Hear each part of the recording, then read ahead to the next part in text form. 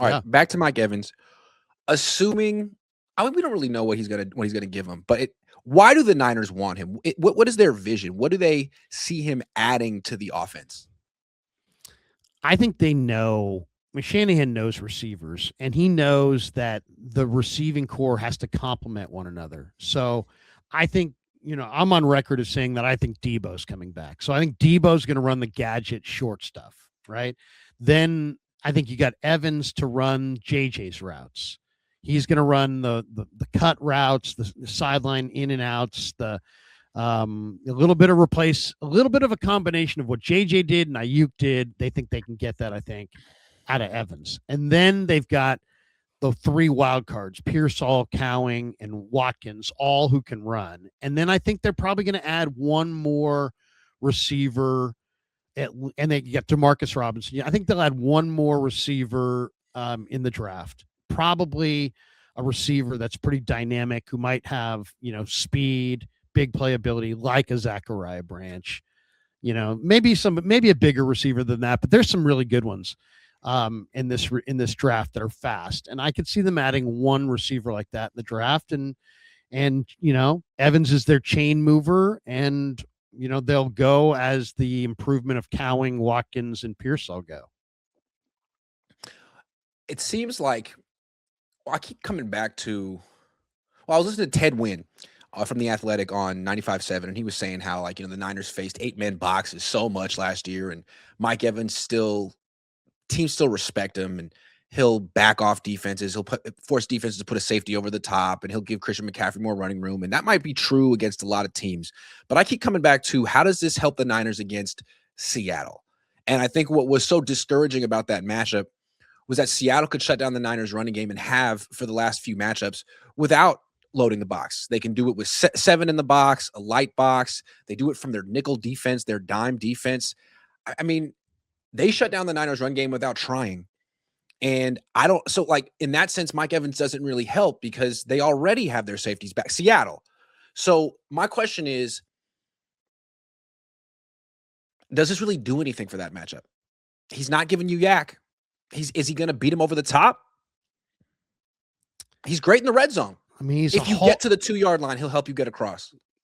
I think he's better right now in the intermediate range, and he's really good when you throw it kind of up to him. But I don't see him. He used to be more of a deep threat. I don't know if he's still that deep threat. To me, he's more of an intermediate threat. But I think that's why I think it's important that they get a dynamic receiver in the draft process, because I think you do have some guys who can get deep, but can they even get on the field? And then you've got guys that can get on the field, like DeMarcus Robinson and maybe Pearsall and obviously Evans. But among those guys, do you have a deep threat? I think you need a deep threat. There's a number of guys in the draft that they could go with, but they definitely need to pick off one. I mean, I know it's not a primary need, but it's a need. Let's talk about Evans replacing Jennings and running those routes. As far as like the intermediate out routes, yeah, Evans can run those really well. My question is the digs, because those are, you're running into traffic and you're liable to get hit from behind by multiple people, high, low. I mean, it ended Brandon Ayuk's career with the 49ers. Those are risky routes. And one of the things that we love about Juwan Jennings, that Brock Purdy loves about Juwan Jennings, is he will run those routes with no fear. He'll catch the ball in traffic, bring it down, take the hit, maybe get a yard or two after contact as well. Is that Mike Evans at 33? Does he want to spend the twilight of his career taking those hits? I don't know. No, I think he's much more like a Devontae Adams. Yep.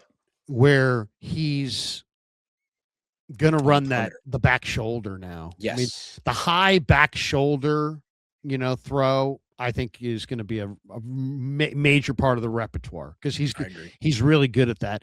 And then, I also the perimeter player. I also think that he's really good out of the break. He just doesn't have the longer speed. So I think you're going to see Brock get him the ball quicker out of the break. Like he'll run the route, he'll break, he'll turn, the ball will be there, as opposed to he'll turn, he'll run another part of the route, and then the ball will be there. Because you see corners eating some cushion on Evans on the secondary move after the top of the stem. So I mean, he's to me, he's really going to help you in the red zone. He's really going to help you on third down. He's really going to help the young receivers learn how to watch film, read coverage, the whole thinking man's game. I mean, he's a genius at this point. And then there's certain routes that he really likes, and I'm sure he's going to voice that to Shanahan. Certain routes that he runs really well at this point, and I'm sure they're going to feature that. I mean, we'll Fades, see back shoulder fades, and outs, some stop routes against certain curls. coverages. Yeah. Quick hitters where he gets the ball, maybe even some hitches at this point. Yeah. So But I think Evans is not going to be as much of a downfield threat as more of a short and intermediate threat. So I still think there's a need for that downfield receiver. he definitely replaces like the contested catch ability that Juwan Jennings gives you. And Juwan wasn't a big yak guy. I think Mike Evans is less of a yak guy at this stage of his career. I think if you watch his highlights from 2025, it's a lot of him catching the ball and going straight down. He averaged 1.2 yards after the catch per catch last year, which is not much. And then there's my last question with him. I think at this stage in his career, if ideally he'd be like a number 2 or number 3 receiver, the way that Devontae Adams is on the Rams. I mean, he's not carrying that offense. Puka Nacua is carrying that offense. And then Devontae Adams is the second guy, and he's tough to deal with when he's healthy. On the Niners, I think he might be the number 1 guy, especially if Kittle's out. And we've seen how Kyle Shanahan can get like sort of laser focused, locked in on getting the ball to 1 or 2 people. If he overuses Mike Evans, I worry for his hamstrings early on in the year. They got to use him judiciously, prudently. And if it's too much, it could all fall apart. Puts a lot of pressure on Purdy too, because everybody knows they're going to be going to this high volume receiver who also doesn't gain tons of separation. It doesn't appear, or at least it makes sense that he wouldn't, because he is an older player. So we'll see. I mean, the one thing is he's going to be. I was talking to Todd Usack about this. I said, how long will it take before they're really on the same page? And he's like, with a receiver like that good, it's a couple conversations and half a practice, and you can feel like you're on the same page. So, I'm eager to see what Purdy looks like to Evans, because the one thing that we need to see is like last summer when Denver came in and Purdy was having a hard time completing passes to anybody, but he could still get it to Kittle in those tight, small windows. If we see that this summer where, they're practicing against Team X, but Purdy to Evans is still happening regularly and they're working, that's going to be a great sign.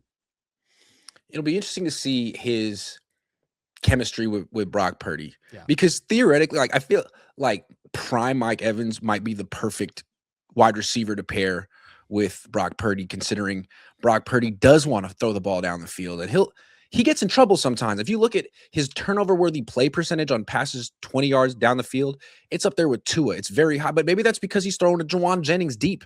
Maybe if he were throwing to Mike Evans deep, it'd be a whole different thing. I just wonder if Mike Evans still has that gear left in him, and if he can stay healthy for this team. That's really my only question. Yeah. Well, through what we know, I mean, I think you're right. Right now on paper, it looks like he's going to get the ball a ton. I don't think he can stay healthy if he's a guy that has to be this guy who's like 85 catches and 100 plus targets. I think it would be much to his advantage if the Niners in this offseason go get other options at running back, tight end, wide receiver, and they show up with a much more diversified weaponry, and it's not just Purdy to Evans, Purdy to Evans, Purdy to Evans. I think if they have a lot of weapons, he could have a really good year, and it could be exactly what they want. If it's just Purdy to Evans and everybody else is a bit player, I think he gets hurt, and I don't think he can last the year. Yeah, I think a lot of people are looking at this and wanting to be optimistic, thinking, well, remember when the Niners got Anquan Bolden? He was 33. And if you remember his first game with the 49ers, he was instantly Colin Kaepernick's favorite target, 17 targets, Green Bay, 13 catches, 208 yards, and a touchdown. It was like, oh, okay, this guy's perfect, because Kaepernick threw really, really hard. And some people couldn't even catch his passes. Bolden could. And it didn't matter that Bolden wasn't particularly fast, because he was people just bounced off him. I'd be interesting to He see was if tough. Mike Evans and Purdy have that kind of instant rapport. I'm not sure that they will, but it's possible.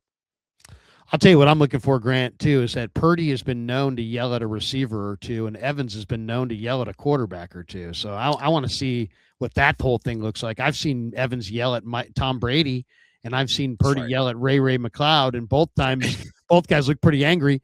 So that's going to be something. There'll be a lot of mutual respect. Heck, let's be honest here. Evans chose Purdy over Baker Mayfield, and there are a lot of people that think that Baker Mayfield's pretty damn good.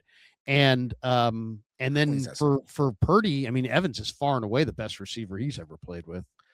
I think it was also partly like they were phasing him out in Tampa Bay. They have other wide receivers, younger wide receivers, who are probably going to get more targets than him, and he clearly wants to be the number one guy.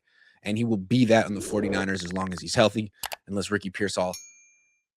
I don't think it's going to be him.